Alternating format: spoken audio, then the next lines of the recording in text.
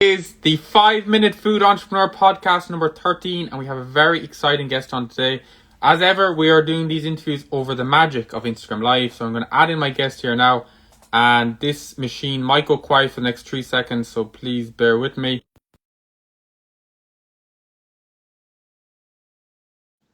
And we should be back. So I've just added my guest. We are chatting today, fingers crossed that we have no technical issues, with, here we go, through the magic of Instagram Live. Do you hear me and see me, guys? Hello, how are you? Thanks for having us on. It's good to have you on. Great. Sorry about that. Some We confusion there. had some technical issues there. These Instagram Lives don't always go to plan, just like business, but we're here now. Fabulous. Thank you. Right, guys, we're going to fly straight into it. We don't do a huge amount of small talk on this podcast because, as I say, we need to live up to the name, the 5 Minute Food podcast. If we can start with a very simple question, and feel free to answer either of you, but I suppose give us the kind of 30-second, let's say, Dragon's Den kind of pitch as to what is Trustish. So Trustish is a user-friendly app which is personalized to people with food allergy and intolerances needs. So you simply, if you had, for example, my sister Rachel has a peanut allergy, you would download the app, personalize it to that you have a peanut allergy. You would then be able to go into a Trustish food outlet and filter menus based on your own allergen requirements. So you can see what you can and cannot have based, I suppose, using a traffic light system. So it's really, really simple. Green, the product or the item is safe for you to eat. Red, you need to avoid it. So really, really simple, but just makes life easier for the person with the allergy or intolerance, because I suppose the majority of reactions occur while dining outside of the home. So we're trying to bridge that gap of, I suppose, allowing the person with food allergy to have direct communication with the person making their food. Okay, no, it's very interesting. My brother has a pretty serious peanut allergy as well.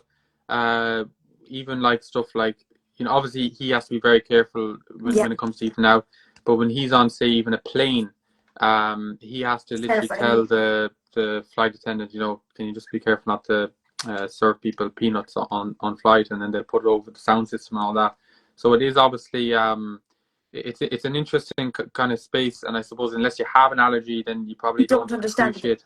I think, you think it's just a rash or something, unless you know someone, or you've seen how it's affected someone, you've seen an instant. Yeah, it's for sure. It's a space we hope to get into, actually, airlines, in that air travel space.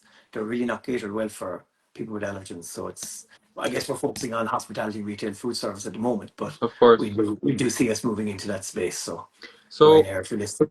Yeah, for sure. I'm going to ask you another kind of micro question to fully get my head around it. So let's say I'm operating a small cafe in Galway, and this is something that I'm, kind of, I suppose, worried about, right? I don't want to, maybe I have chefs that come and go, etc., and I don't want someone to have a peanut allergy. So what's the kind of, from my end, the business owner's end, what's the kind of process like, I suppose, to getting you guys on board? I guess it's really simple. Trustish really focuses on 3 spaces, and we covered 1 space, the person with the allergy. With the Trustish app, the business covers 2 things. So miscommunication, that's the waiter taking the order. So we've discovered through research that mistakes happen here, be it language barriers, be it mishearing somebody's allergen, or just simply making a mistake, which is human error. So we cut that out. So the person with the allergy scans the QR code on the cafe menu, and a message goes directly into the kitchen. So the chef, the person with the most skill and knowledge with the allergen, have allergen awareness. So they actually get that message directly. So we would say, Evan sitting on table 2, he has a peanut allergy, and you get to rate your peanut allergy. So I see that as the chef inside the kitchen. Okay. The second space we want to cut out is cross-contamination. So it's the next area where the biggest threat to something happening would be cross-contamination. So we cover that with the restaurants, and we work with each restaurant or cafe to cut that out. And it's very simple steps, but following along the HACCP systems that will be already present in cafes, in restaurants, and just piggybacking that system. So it is very easy to onboard with the Trustish system. Just we have our procedures. For sure. And from a business owner's point of view, like, it's obviously very difficult at the moment in the food space, right? Operating a food business in Ireland at the moment, the last couple of years. Um, a lot of places are trying to survive, but they're kind of, I suppose, they're very much thinking operation financially at the moment, right? Yeah. Yeah. What's the like? Is there a benefit to bringing your business, your product in for them? What would that benefit be? Totally. Well, first of all, I think so 60% of people with food allergies avoid dining out altogether. So even with in our family, if we're going out to a restaurant, it's not just you have to remember it's not just Rachel dining out. She will always dine out in a group. She'll never dine by herself. Yeah, So a restaurant, if we were dining out, a restaurant would be probably they could be missing out on six of us within the family, but if you bring your the partners, boyfriends and girlfriends, it could be 10 of us. So that's a big group you're missing out on. So if you can cater for just one person within that group, you're attracting a huge audience. And like in Ireland alone, there are over um what is it, Half half a million. half a million people with food allergies and well, intolerances. So you can imagine 60% of them not eating out. And I think they really need a voice at the moment. And That comes over a million people, yeah, and I guess we have a map on the yeah, app. So yeah, let's say that cafe you mentioned in Galway, there's a location geolocator map on the app.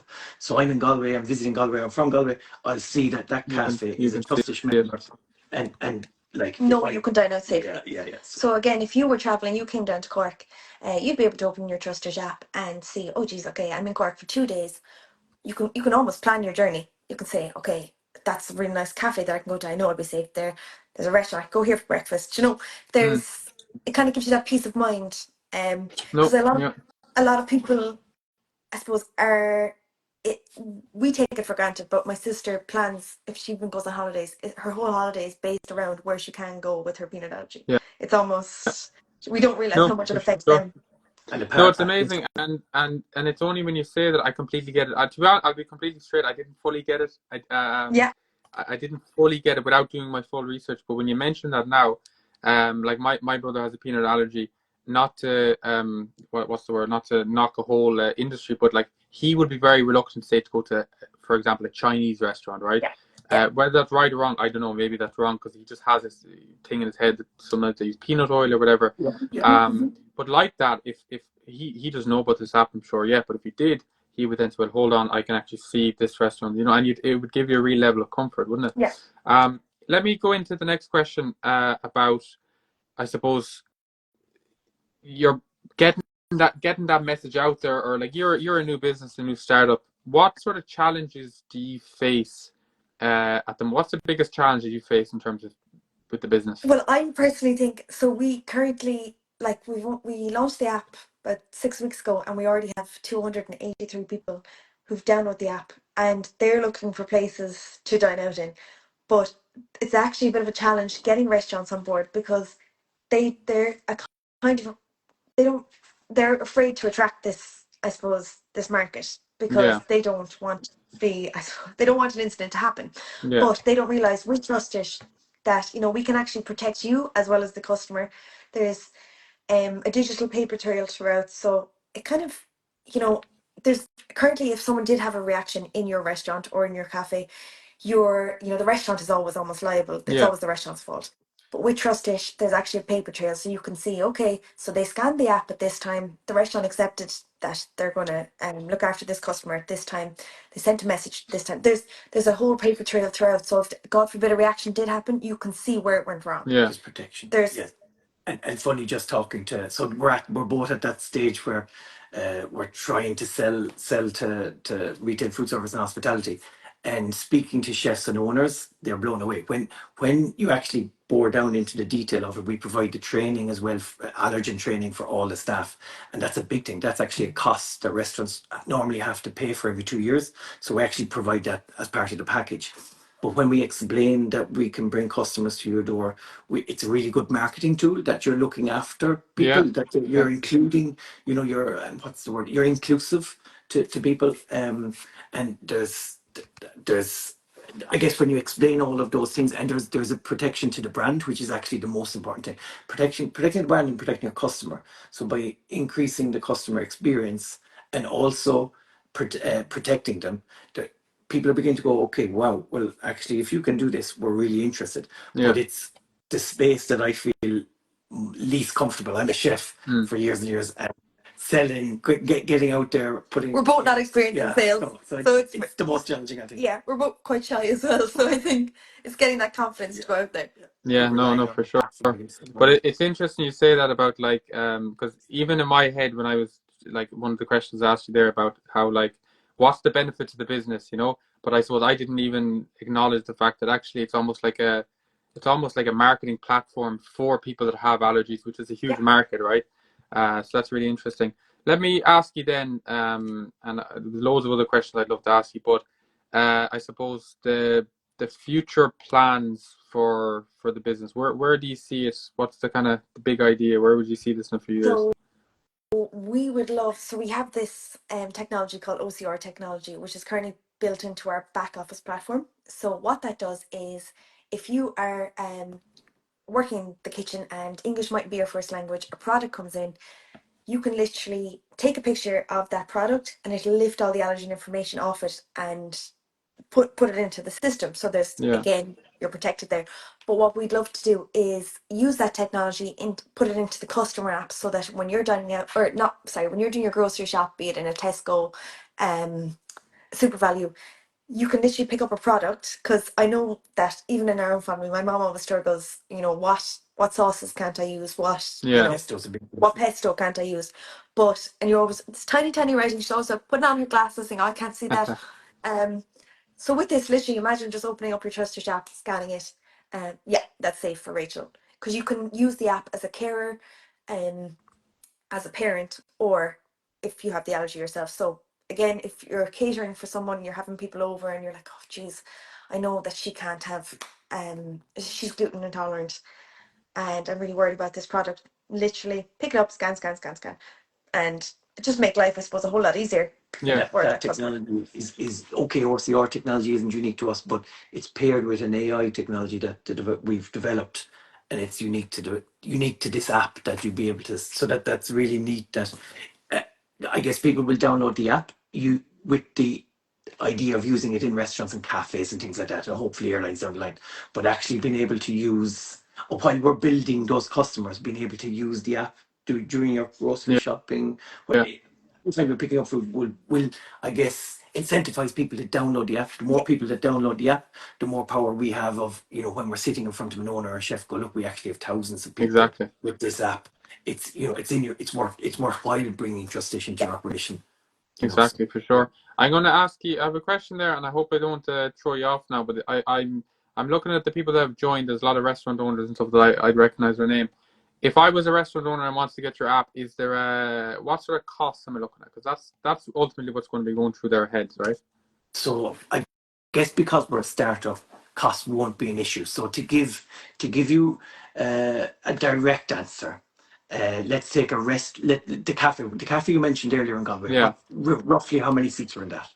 Just let's say it's 30 seats and we do 5,000 turnover a week. Small business. So you probably have about 10 to 15 staff there. So that would cost, so for €40 per month, you get training for 10 staff, and it's so it'll end up costing €50 per month for that restaurant.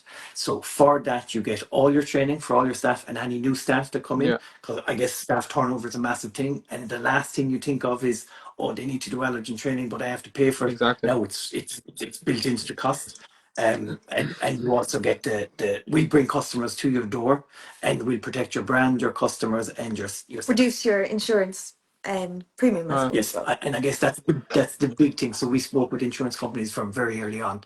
So the easiest way of explaining it, if we can bring data in 12 to 18 months' time to show that these 500 restaurants and cafes are safer than with Trustish than the 500 cafes and restaurants that don't have Trustish, it'd be like having an alarm on your business. So you'll end up getting cheaper, please God, reduced rates for having Trustish as your allergen management system. Perfect. So we just need data, long term. So that's our long term aim. Yeah, no, I completely look. I think the value is phenomenal, and I get, the value in this for sure, 100%. I think any business owners can get this. I just want to add, if there is restaurants Yeah. out there, do reach Yeah. out. We're new, so we are really trying to get our name out there, so that we do have amazing deals on top of that. So there's really good value there. If you sign up, And it's really easy to use. Yeah. Yeah, no, deadly. No, for sure. Let me ask you kind of a more of a general business, because Shannon, you're obviously a young Irish entrepreneur, and it's a really exciting business. I'll ask kind of a random one, but I always like hearing people's opinions. I'm sure you look at other stuff all the time in your entrepreneurial. If I gave you £1 million today to start any business that wasn't trustish, another business, is there any other areas or industries you would look at? As in develop my own business. Yeah, if you would start again, if you would start something new. Okay, so it sounds very cringy, but I suppose my second love is also for my pets. Love pets, Yeah. and I feel like if you don't have children, it's such a niche area that you will spend all your money on your pets, and I really think there's an opportunity, even for like our dog recently was told that she can't have gluten in her diet. Again, Trista should go The down that dog. line. The dog can't have gluten. Yeah. It's for her arthritis. She flames up if she has gluten. So I do think that there could be a bit of an opportunity down that line. Even, you can get grain-free food and all that, but even, I don't know, something down. I feel like if you don't have children, you spend a lot of money in that industry. I think, and I know. Yeah, no, I think a dog food range would be savage. Very I interesting. don't know. Loads of omegas and fish, and that's really good for their bones. And so we won't go down that road. That's another rabbit hole. We have a dog at home, and I wouldn't even tell you the amount of money we spend. He's a box this size full of toys, and like it's crazy. Yeah. It's crazy the amount of money people Yeah. spend on their dog. Yeah. Right. Last question for you. I really appreciate your time, guys. What one piece of advice? I'm going to ask you another general business question. Yeah. But what one piece of advice would you give to someone starting a new business in Ireland today, based on your, I suppose, experience of trying to start something new?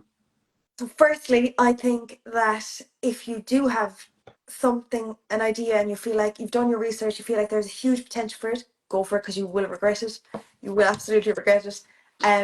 Secondly, I think that like Ireland has, I suppose, an amazing network of both startups but really successful businesses. And there's so many group chats, so many programs, just listening to others and taking others' advice, because I know a lot of people who I've met who started businesses, the ones that have failed are ones that don't, I suppose, get help from others and think that they can do everything themselves. So it's about realizing you're not good at everything, and you do have to look at your own strengths and get people who are good at other things. Like for me, I wasn't a chef, so I had no experience in working in a kitchen, and I had restaurants saying to me, well, you've never worked in a kitchen on a busy Saturday night, how do you know that Yeah. this back office platform is going to be user friendly and be able to work at rush hour? But then getting Kevin involved, Kevin was able to help us design it in a really user friendly way, and he was able to say, look lads, I've ran however many kitchens, I've worked fucking flat out. This is simple. It literally works. It's so much easier. Yeah, than talking to a waiter or restaurant manager. So it gives it that credibility as well. But I just think realizing you can't do everything on your own, and it's not as glamorous as people make it out to be either. Deadly. It's tough Deadly. going. Guys, I really enjoyed talking to you. It's a very ambitious project, but I really like it. I have to say, genuinely, I really like the concept, the idea, and I know it's probably going to be a tough road ahead, but I'm excited to follow the journey, and it's great to connect and chat to you and hear your story and passion and ambitions. Amazing. Thanks so much, everyone. Thanks, guys. Chat to you Thank soon. you. Bye. Bye bye.